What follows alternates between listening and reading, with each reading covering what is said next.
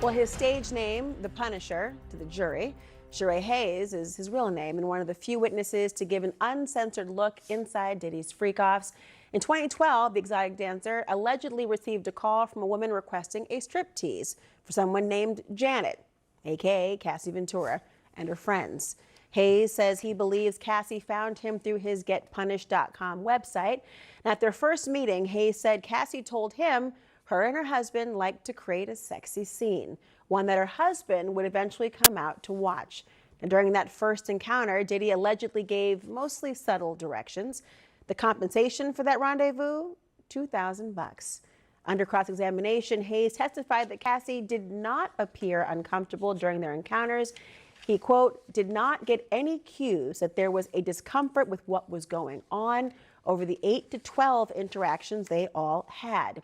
Sharay said, The Punisher, Hayes, joins me now, and he's also the author of In Search of Freezer Meat. He joins us now. Sharay, welcome. It's been a week since you testified. First of all, I'm just wondering what the reaction has been like in your life, knowing that this is such a high-profile case, and here you are in the spotlight in this way.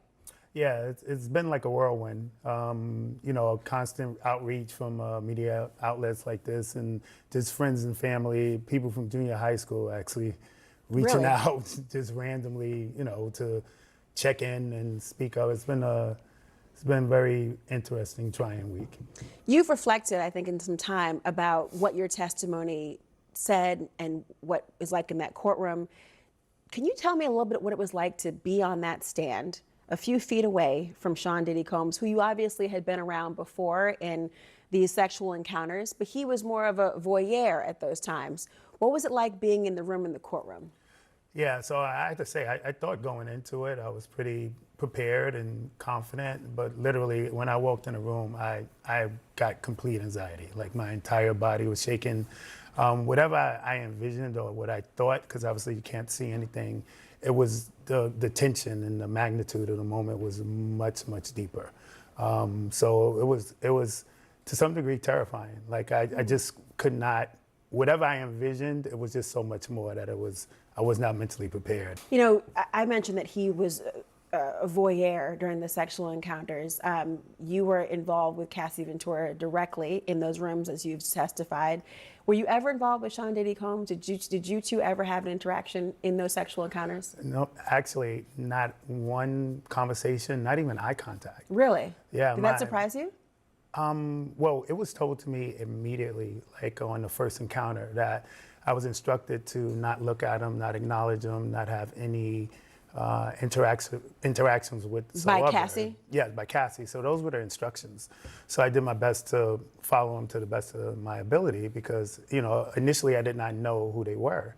And so I just saw it as an opportunity. I see this stunningly beautiful woman and, you know, $2,000 for this type of interaction was, you know, kind of like a no-brainer in terms of it. So I wanted to follow the directions as much as possible. So there was literally no interaction, I didn't even look directly at him. Because normally you are a dancer, and this was an interaction that would have resulted in sexual intercourse. Exactly. So, okay. Yeah, so this is nuance. It's not something that happens, you know, I've done thousands of parties. This is the only time I was propositioned with something like this, and it was in such magnitude. Like we're in a Trump hotel, it's like these huge suites, and you can tell this is a very high-profile couple. So I just wanted to be as professional for the scenario as I would assume was required. Did you ever travel outside of New York with them? I did not. When you were engaged in this encounter and intimate with Cassie Ventura, as you've said on the stand, you were asked about whether you had any notice or any idea how she felt about the interaction, whether she was consenting, whether she was uncomfortable in any way. You testified you did not feel as though she was uncomfortable at all. Can you explain? Yeah, so there was always, like, before the sexual activity, there was always, like, downtime. So I would be greeted by Cassie, kind of put in a room, and we would have casual conversation, you know. About how long did that last? 10, 15 minutes, you know, and it would be, you know, consistent. How's work going? How's the parties? How's things? So it seemed like a very cordial, laid back situation. And I actually believed that the scenario was real. It was like her birthday. This was something they were doing as a couple that wasn't normal. I mean, that wasn't their norm. And I honestly thought I was the only person they were engaging with. So I had almost a belief that I was, wow, like this is a cool thing. Like I'm the person they're choosing for this kind of fetish type of environment. And Nothing seemed illegal to you or anything out of sorts? Not even close. Like I didn't even get any thought of anybody being like under the influence of any drugs or anything. It seems like a very, for the circumstance, everybody was just normally in their right state of mind, and this was just something they did for sexual pleasure. You never saw any violence? Nothing close. You know, interestingly, you say you haven't seen any violence, you didn't see anyone under the influence of drugs, and you didn't have any idea that she was not consenting in some way. Why do you think you were called to testify?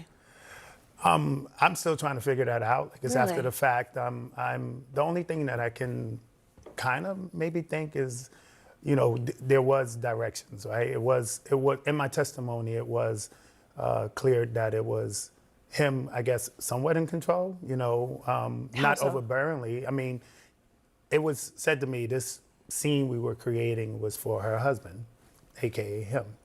So the only thing I can say is maybe they were trying to show another element of control. And even though in my case it wasn't forceful or aggressive, but it's still another dynamic that maybe they were trying to establish. Did you ever see cameras or I did anything being not. filmed? I did not. The rooms were always extremely dim and dark, just candlelit. So it was, if there were cameras, it would have to be some sort of infrared, low light scenario because it was very dark in there. Who paid you? Always Cassie. Did you ever see where the money came from? I did not. Only one time, like I said in my testimony, we were actually engaging in sexual activity, and he threw a stack of $100 bills on the bed. That Cassie turned to him and asked him was everything was fine. And he just said, I'm enjoying it, in so many words. And I know that money was collected after the fact and given to me. So that would be the only scenario where I guess money came directly from him by way of, you know, slamming it on the bed, like almost like how somebody would do at like at a strip club.